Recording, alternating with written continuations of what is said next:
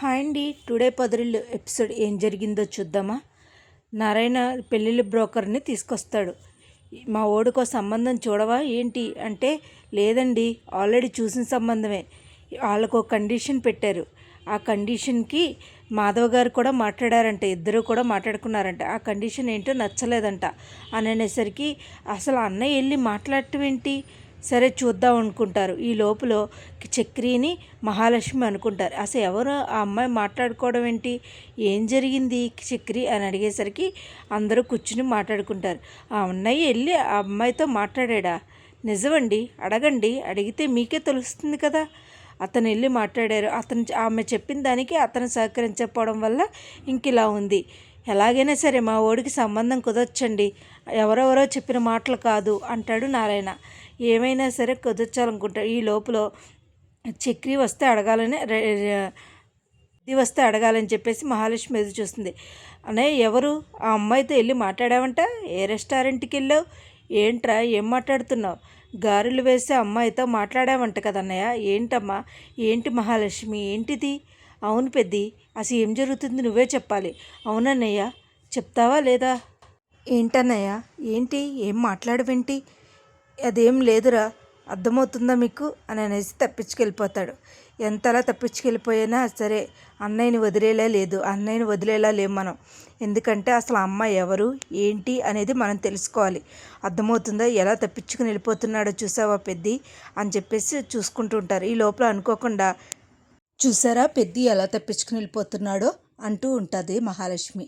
వెళ్ళిపోతూ అలా ఉండేసరికి ఈ లోపల చక్రి ఏం చేస్తాడంటే అనుకోకుండా మహాలక్ష్మి మీద చేయగానే మహాలక్ష్మి చాలా సీరియస్గా చూస్తుంది.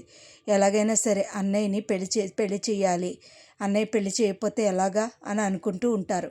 ఇలా అనుకుని తెల్లారేసరికి ఎవరెవరు వెళ్తారు, నేనైతే రానన్నయ్య అంటే నేను చక్రి వెళ్తాము అంటుంది మహాలక్ష్మి.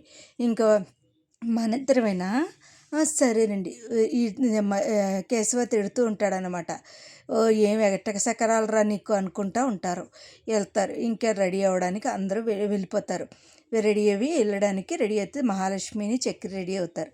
చక్రి ఇద్దరు రెడీ అయిన తర్వాత ఈ లోపల మన కేశవ రీల్స్ చేద్దాం అంటాడు. ఎవరు చిన్న సరేరా అంటాడు. ఈ లోపల టాప్ రీల్ ఏంటా అని చూస్తే మన శైలుతో చేశాడు కదా రీలు, అది పట్టుకునేసరికి ఇది కేశవకి భయం వేసేసి వద్దురా అని అదేంటి అన్నయ్య ఏంటి ఇలా ఉంటారు, ఏంటి రెడీ అయ్యి వచ్చేసరికి ఏంట్రా అలా ఉన్నావు, ఎగ్జామ్స్ గురించా అంటే లేదు వదిన, అన్నయ్య రీల్ చేద్దాం అన్నాడు కానీ ఎందుకో కానీ ఇప్పుడు కోప్పడుతున్నాడు అని అడిగేసరికి తీసుకెళ్ళి చూసేసరికి కేశవాన్ని ఏడిపించడం మొదలు పెడతారు. ఇలా చెయ్యాలిరా, ఇలా చెయ్యాలి, అలా చెయ్యాలి అంటే ఏంట్రా నన్ను ఏడిపిస్తున్నారు, వీళ్ళకి విషయం తెలిసిపోయిందా ఏంటి అని అనేసరికి నాకు పనుందిరా నేను వెళ్ళొస్తాను అని చెప్పేసి చక్రికి చెప్తాడు. చెప్పేసరికి వెళ్ళు అమ్మాయి అయితే బాగుంది కదరా, ఏమో ఇటు తిరిగి వదిన అవుతుందేమో వదిన అని అనేసరికి పెళ్ళికూతురు ఇంటికి వెళ్తారు. పెళ్ళికూతురు ఇంటికి వెళ్ళి అమ్మాయి వస్తుందన్నమాట. పెళ్ళికూతురు వస్తే చూస్తారు. బాగున్నారా అనేసరికి పిన్ని గారు బాబాయ్ గారు బాగున్నారా, అత్తయ్య గారు మావయ్య గారు అనాలి, అంకుల్ అలా అనకూడదు అనేసరి మహాలక్ష్మి చెప్తుంది. నాకు మాధవ అంటే చాలా ఇష్టం. మా పెద్ది అంటానండి నేను, మా మేనమామ లెక్క మమ్మల్ని చాలా బాగా చూసుకుంటారు, నేను పెళ్లి చేస్తాం కానీ అలాగా వాళ్ళతో కలిసి ఉండడం మాకు ఇష్టం లేదు, ఇండివిజువల్గా ఉండాలి అని అంటారు.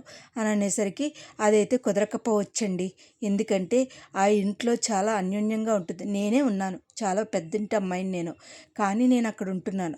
సౌకర్యాలు అయితే ఉండవేమో కానీ చాలా ఇదిగా ఉంటారు, కానీ అదైతే ఒప్పుకుంటారో లేదో అనేది నేను చెప్పలేనండి అనేసరికి ఇంటికి వచ్చేసరికి కేశవాకి చెప్తారు. కేశవాకి చెప్పిన తర్వాత ఈలోపు చిన్న వస్తాడు.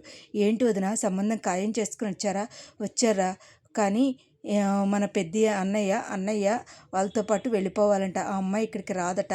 అవునా అన్నయ్య, నిజమా, అయ్యో ఎలా మరి ఇప్పుడు, అయ్యో మరి ఒకవేళ అన్నయ్య ఇక్కడ ఎక్కడైనా ఉన్నాడనుకో, వెళ్ళాననుకో, వాళ్ళు డిస్టర్బెన్స్ అంటే మాకు మధ్యలో డిస్టర్బెన్స్ అవుతుంది అంటే నేను అలా మధ్యలో ఏం చేయగలను అని చెప్పేసి చాలా బాధపడుతూ ఉంటాడు.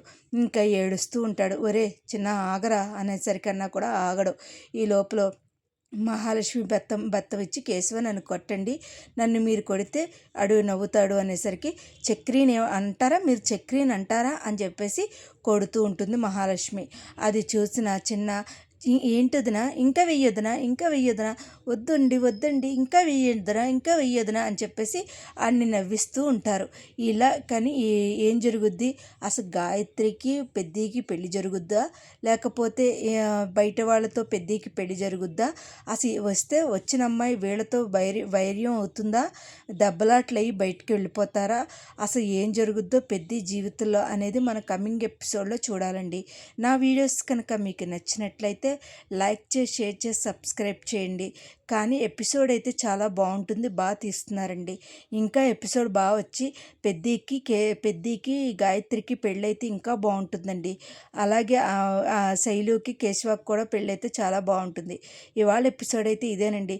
నా వీడియోస్ కనుక మీకు నచ్చినట్టయితే లైక్ చేసి షేర్ చేసి సబ్స్క్రైబ్ చేయండి. Thank you so much. Thank you.